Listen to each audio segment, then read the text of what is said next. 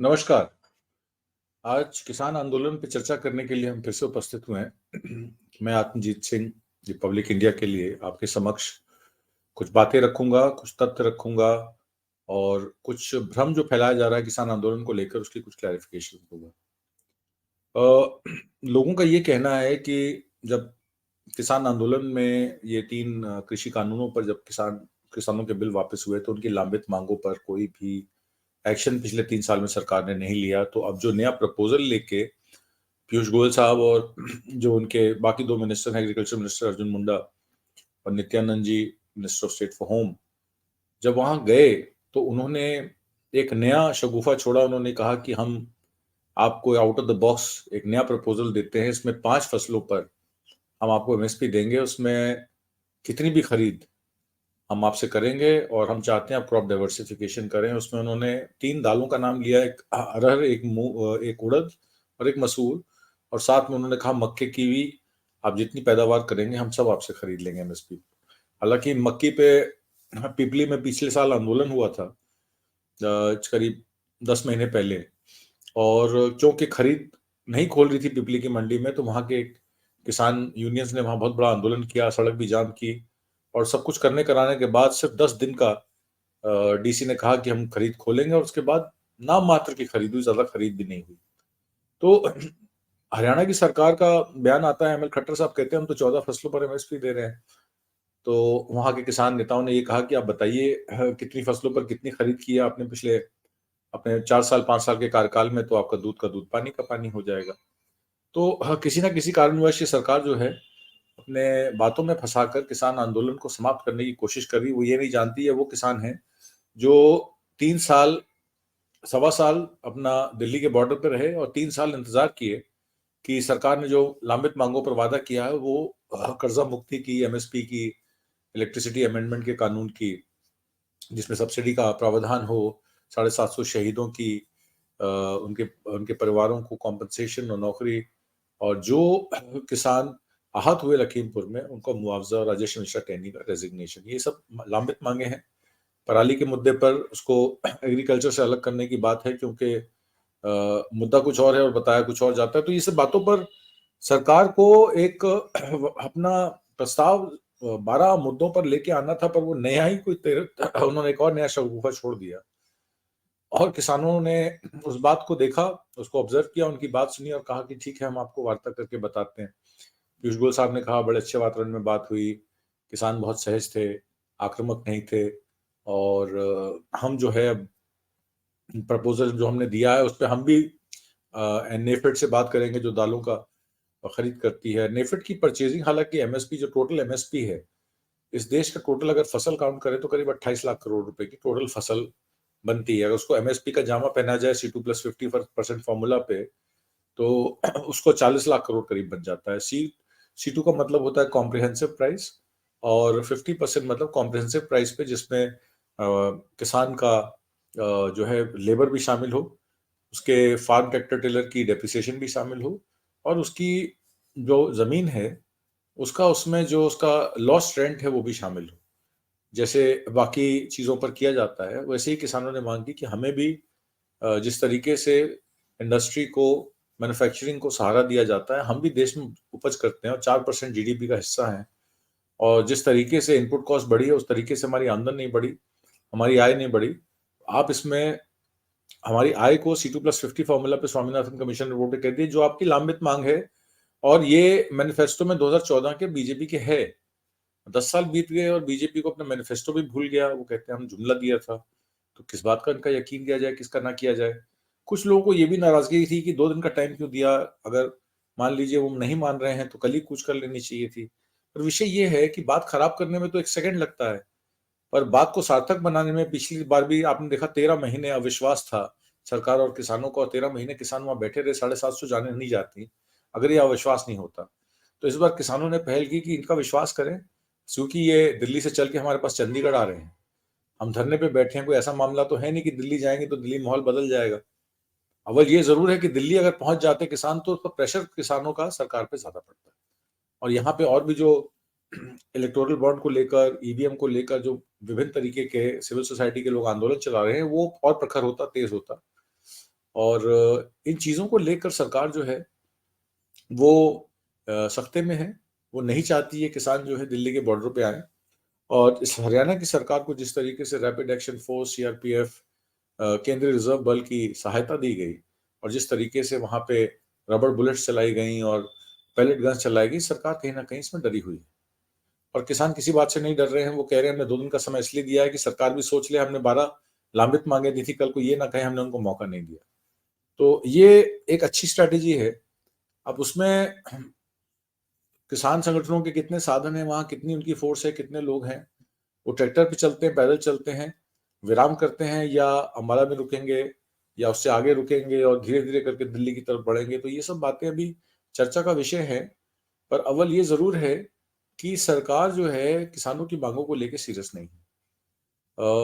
World trade organisation के साथ जो अनुबंध खेती की बात सरकार ने की, ये 5 फसलों पर, ये कहीं ना कहीं ये दर्शाती है कि सरकार जो अपनी नेशनल कंज्यूमर जो बात कर रही है उसकी कोऑपरेटिव फेडरेशन की, जो नया कोऑपरेटिव मंत्रालय बना है, वो माननीय अमित शाह जी के अंडर है। और चूंकि ये जो मंत्रालय है, ये आपकी जिस तरीके से कोऑपरेटिव अमूल की है, उसी की तर्ज पे, गुजरात डेयरी की तर्ज पे, ये एनसीसीएफ को, कौसी गवर्नमेंट बॉडी को टेक ओवर किया है मंत्रालय ने, ये कह के कि हम इसमें कोऑपरेटिव्स और भी फसलों पर लगाएंगे, जिसमें मक्के की पहल सरकार पंजाब से करना चाहती है, मक्के की पैकिंग करके मक्के का आटे को एक्सपोर्ट करना या डोमेस्टिक मार्केट में बेचना। हालांकि सरकार का ये भी मानना है, आपने देखा किस तरीके से अपनी पब्लिक सेक्टर अंडरटेकिंग को बेच रही है, एनआईसीएल बेच रही है, भेल बेच रही है, सेल बेच रही है।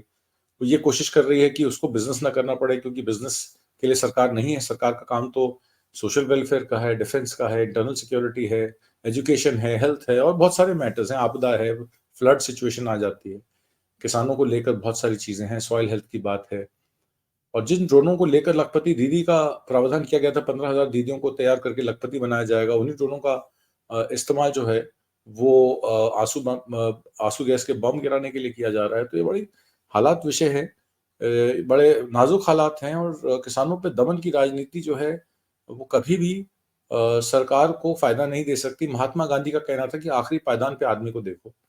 और जितनी भी हमारी इन्वायरमेंटल चीजें हैं, उनका इस्तेमाल जो है वो बहुत सहज ढंग से करो, क्योंकि आज पानी और जनजीवन है, ये जल और जीवन, और जिसका हम हवा का जिसका हम मिसयूज करते हैं, इस्तेमाल करते हैं, कल को ये नहीं रहेगी तो हम भी नहीं रहेंगे।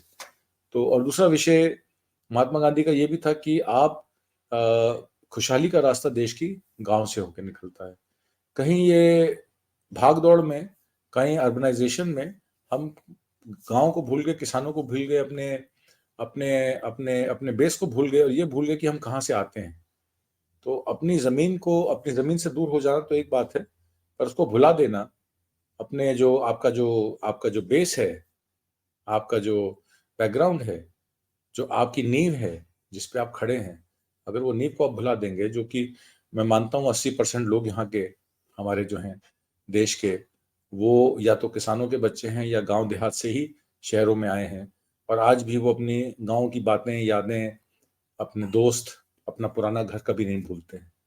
तो गांव से रास्ता खुशहाली का देश का निकलेगा। देश का विकास चौतरफा तभी होगा जब गांव का किसान खुश रहेगा, गांव का मजदूर खुश रहेगा, और उनको हम साथ लेके चलेंगे। विकसित भारत सिर्फ एक अर्बन मॉडल पे एक जीडीपी दिखा के और एक बिलियनर्स को बना के नहीं बना जाएगा। विकसित भारत का तर्ज जो है वो सभी को साथ लेके चलने में है। अभी हरियाणा की यूनियंस ने ये कह दिया है कि हम अपने भाइयों के साथ पंजाब के जो शंभू बॉर्डर में फंसे हुए खड़े हैं, और जब भी वो कॉल देंगे शंभू बॉर्डर से हरियाणा की तरफ आके दिल्ली जाने के लिए, हम पूरा उनका योगदान करेंगे, समर्थन करेंगे। और उन्होंने ये भी कहा कि जो 5 फसलों की उन्होंने बात की है, उसमें तिलहन की बात नहीं की, उसमें आपने सरसों की बात नहीं की, उसमें सनफ्लावर की ऑयल की बात नहीं की, जबकि हमारा जो मैक्सिमम पैसा है वो खाद्य के तेलों में इंपोर्ट करने में लगता है। एक अनुमान के हिसाब से 1.6 लाख टन जो है, sorry million ton, million ton, 1.6 million ton मतलब 160 लाख टन तेल जो है खाद्य का बाहर से इंपोर्ट होता है, और देश का काफी राजस्व का पैसा उसमें लगता है। अगर समर्थन मूल्य सही से मिले तिलहन पे, तो बहुत सारा पर्पस हमारा फॉरेन एक्सचेंज का सॉल्व हो सकता है। हमें तेल इंपोर्ट करने की जरूरत नहीं पड़ेगी। इंपोर्ट ड्यूटी पाम ऑयल और सनफ्लावर ऑयल पे कम करके देश की खाद्य सुरक्षा की जा रही है। यही सुरक्षा अगर किसानों की जाए तो किसान ही आपको जमीन से ये सब उपजा के दे देगा। तो बाजरे को भी लेकर हरियाणा के किसानों ने कहा बाजरे का रेट हमें हरियाणा में नहीं मिल रहा, मोटा अनाज कहते हैं, ईयर ऑफ मिलेट्स है। 2 साल से ये प्रपोजल सरकार ने दिया था और इस साल ईयर ऑफ मिलेट घोषित हुआ यूएन से, और इसको प्रधानमंत्री मोदी भी इसको प्रमोट करते हैं कि जो मोटा अनाज है वही खाना चाहिए, चाहे बाजरा हो, जौ हो, ज्वार हो। पर किसानों को उसकी माकबूल कीमत नहीं मिलती है। आपने देखा कीनू के किसान कैसे 5 रुपए किलो भी अपना माल नहीं बेच सकते और शहर में वही चीज 40-45 रुपए किलो बिक रही है। तो बीच का जो ट्रेडर है वो बहुत पैसा बनाता है, और इसी तरीके से इन सरकारों को सपोर्ट करता है, इनको फंड करता है, और फिर वही दमनकारी नीतियां सरकार जो है अपने कॉर्पोरेट्स को बचाने के लिए बताती है। तो जनता को सार्थक करना, जनता को ये बताना कि एमएसपी पे कोई नुकसान सरकार का नहीं होगा, वो एक इंटरवेंशन का होता है। सरकार के पास जो बजट होता है उसमें एमएसपी की खरीद वो तभी करती है जब मार्केट में प्राइस गिरता है, और जब मार्केट में प्राइस स्टेबलाइज हो जाता है तो वो बेच देती है। ये सिर्फ एक इंटरवेंशन एमएसपी के लिए दिया जाता है, इसमें कोई नुकसान फायदा सरकार को नहीं होता है। अव्वल फायदा जो होता भी है उससे उसके खर्चे पूरे हो जाते हैं। तो ये जरूरी भी है, देश के किसान और देश के नौजवान जो कि 11 करोड़ या 16 करोड़ परिवार, सरकार खुद कहती है 16 करोड़ परिवार को फसल बीमा योजना मिली, तो इसका मतलब है 80 करोड़ लोग जो है कृषि या कृषि से संबंधित क्षेत्रों में काम करते हैं, चाहे वो मत्स्य पालन हो, दुग्ध पालन हो, मुर्गी पालन हो। तो 80 करोड़ लोगों का जब मुस्तकबिल किसानी और किसानी से संबंधित क्षेत्रों का है, तो किसान का और भी दायित्व बन जाता है सरकार का उनको सपोर्ट करने का। इन्हीं सब बातों से आपसे विदा लेता हूं और यकीन दिलाता हूं कि इस आंदोलन में भी किसान जीतेंगे। पिछली बार 2021 में भी जीते थे, सरकार को झुकना पड़ा था, और मुझे लगता है इस बार भी उनका हौसला टूटा नहीं है। वो हर चीज को देख रहे हैं, वॉच कर रहे हैं, जल्दबाजी में कोई फैसला नहीं करना चाहते, सरकार को पूरा मौका देना चाहते हैं, क्योंकि वो चंडीगढ़ में आकर उनसे वार्ता कर रहे हैं। 4 दौर की वार्ता हो चुकी है, हो सकता है एक दौर की वार्ता कल भी हो। तो किसान को कमजोर मत समझिए, वो धैर्य पूर्वक सारी बातों को देख रहा है, और टाइम आने पर जो फैसला लेगा उचित फैसला लेगा। और सरकार को भी चाहिए नम्र स्वभाव से उनकी बातों को मान ले, क्योंकि सरकार से जो मांग रहा है वो लांबित मांगे हैं, कोई नई मांगे नहीं है। इन्हीं सब बातों के साथ मैं आपसे विदा लेता हूँ। कल फिर आपको नई चर्चा में आपको नए तथ्य बताऊंगा, नई बातें बताऊंगा कि कल परसों की तैयारी क्या है, क्योंकि सरकार को कॉल दे दी है किसानों ने कि 21 तारीख को हम 11 बजे दिल्ली की तरफ कूच करेंगे। नमस्कार।